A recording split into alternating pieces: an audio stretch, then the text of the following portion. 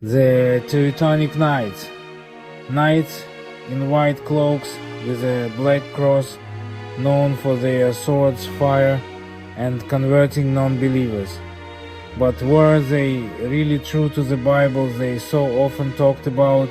In this video we'll see how the Teutonic Order used the Bible to make their power and wars seem right, and we'll compare that to what the Bible really says.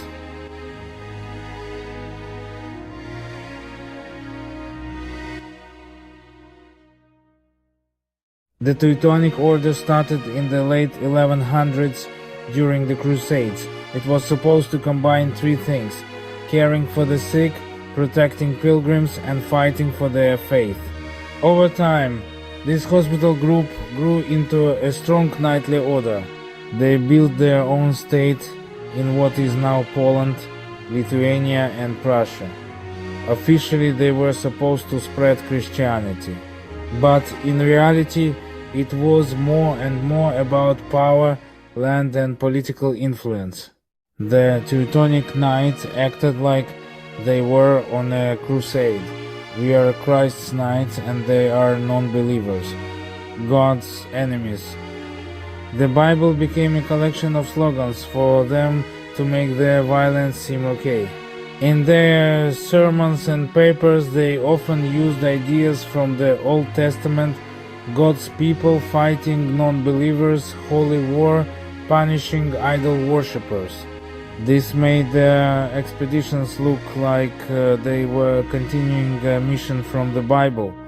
The problem is, they picked out only what fit with their swords and ignored what the Bible says about kindness, forgiveness, and respecting other people.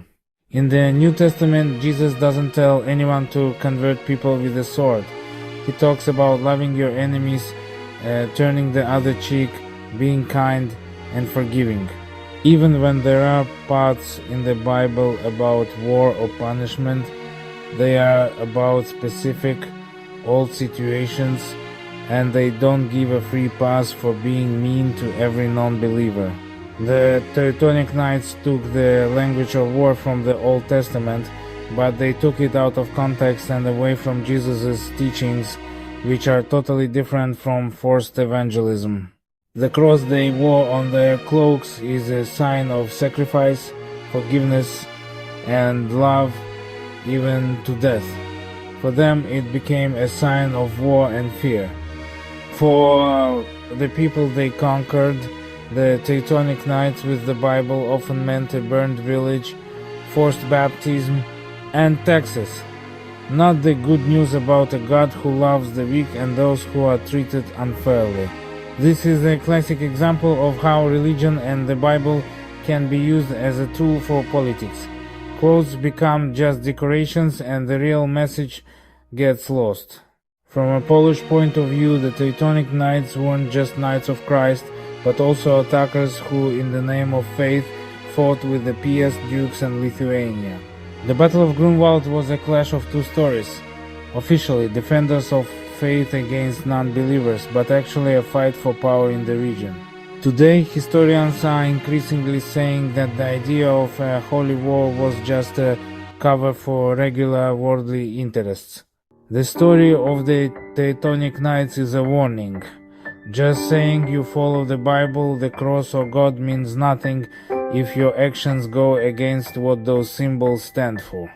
Anyone who uses religion to make violence seem okay has more in common with the Teutonic Knights than they might think, even if they live in the 21st century.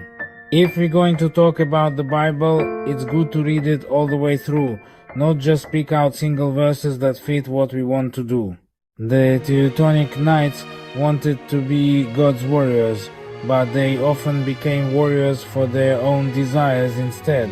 The Bible was a shield for them, behind which they hid a sword. What do you think about how they acted? Write in the comments if you think war can ever be made right in the name of faith.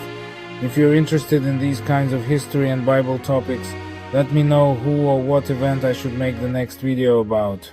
Thanks for watching.